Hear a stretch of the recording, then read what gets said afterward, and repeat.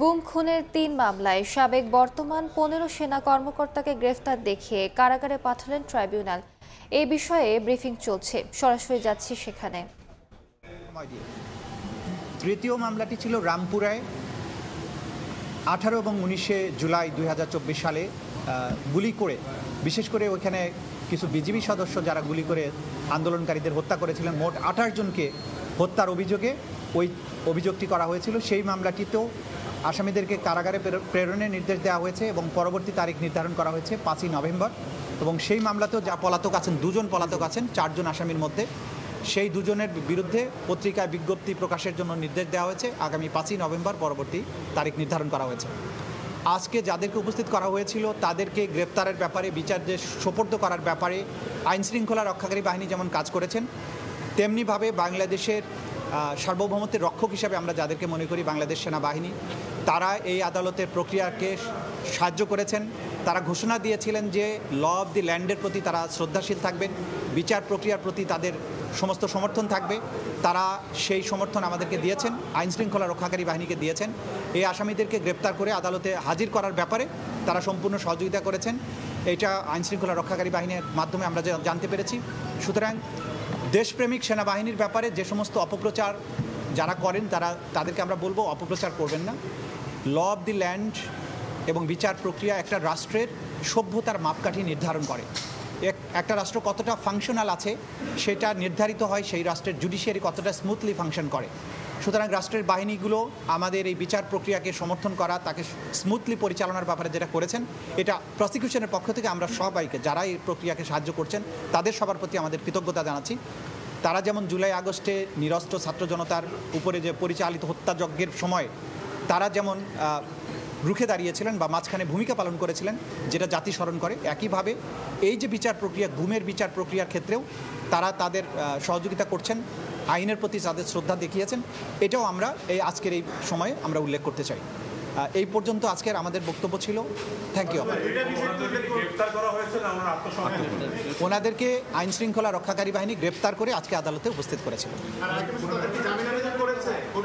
তারা এখনো, যেহেতু আজকে আইনজীবীরা হাজির হয়ে তাদের পক্ষে ওকালতনামায় স্বাক্ষরের অনুমতি নিয়েছেন, তারা বলেছেন জামিনের আবেদন করতে চান। আদালত বলেছেন যেহেতু জামিনের আবেদন একটা প্রক্রিয়ার ব্যাপার আছে, প্রথমে ওকালতনামায় তারা সিগনেচার নেবেন, তারপরে নিয়মিতভাবে আবেদন করবেন। আদালত বলেছেন যে আবেদন থাকলে আপনারা রেজিস্ট্রার অফিসে আইন অনুযায়ী দাখিল করবেন, পরবর্তী তারিখে যদি কোনো আবেদন থাকে তখন সেটা তারা শুনানি করবেন। অনলাইনে শুনানির ব্যাপারে একটা বলল তারা। আর কোনো আবেদনই আজকে দাখিল হয়নি। তারা মৌখিকভাবে আসামিদের সাথে কথা বলার বা প্রিভিলেজড কমিউনিকেশনের জন্য আবেদন করেছিলেন, আদালত সেটা মঞ্জুর করেছেন। বাকি যে সমস্ত আবেদন তারা ফাইল করার কথা সেটা যথাযথ প্রক্রিয়ায় ওনারা দাখিল করবেন, করলে তখন প্রক্রিয়া অনুযায়ী সেটা শুনানি।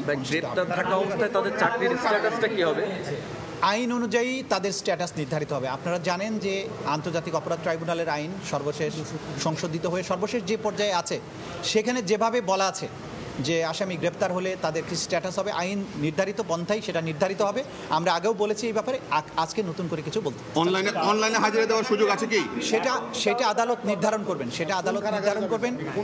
সেটা ভবিষ্যতে যখন আবেদন আসবে বাস্তবতার নিরিখে আদালত যেটা ভালো মনে করবেন, যেটা বিচার প্রক্রিয়াকে স্মুথ করবে, সব কিছু মিলিয়ে কনভিনিয়েন্ট হবে, সেটা আদালতের নির্দেশ অনুযায়ী যা হবার সেটা হবে।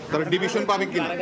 বাকি বিষয়গুলো কারাগারের বিষয়। আচ্ছা, কারাগারের ব্যাপারে হচ্ছে তাদেরকে কাস্টডিতে প্রেরণের নির্দেশ দেওয়া হয়েছে। কাস্টডিতে প্রেরণ মানে হচ্ছে কারা কর্তৃপক্ষের অধীনে তারা চলে যাবেন। কারা কর্তৃপক্ষ তাদেরকে কোথায় রাখবেন, অর্থাৎ কোন জেলে রাখবেন, কোন সাব জেলে রাখবেন, ঢাকায় রাখবেন না চট্টগ্রামে পাঠাবেন না অন্য কোথাও রাখবেন, এটা অ্যাবসোলিউট অথরিটি কারা কর্তৃপক্ষের, অর্থাৎ সরকারের। আদালতের কাজ হচ্ছে তাদেরকে কাস্টডিতে পাঠিয়ে দেওয়া। কাস্টডিটা মেনটেন করেন রাষ্ট্র বা স্বরাষ্ট্র মন্ত্রণালয় অথবা মোর স্পেসিফিক্যালি কারা অধিদপ্তর।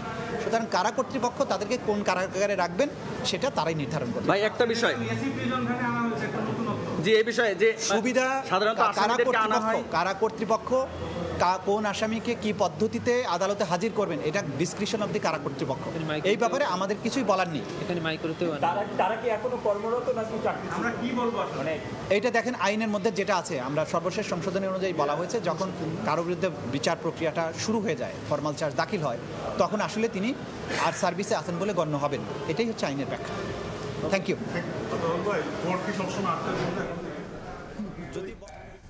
গুম খুনের 3 মামলায় সাবেক বর্তমান 15 সেনা কর্মকর্তাকে গ্রেফতার দেখিয়ে কারাগারে পাঠালেন ট্রাইব্যুনাল। এ বিষয়ে ব্রিফিং চলছিল, আমরা সরাসরি যুক্ত ছিলাম সেখানে।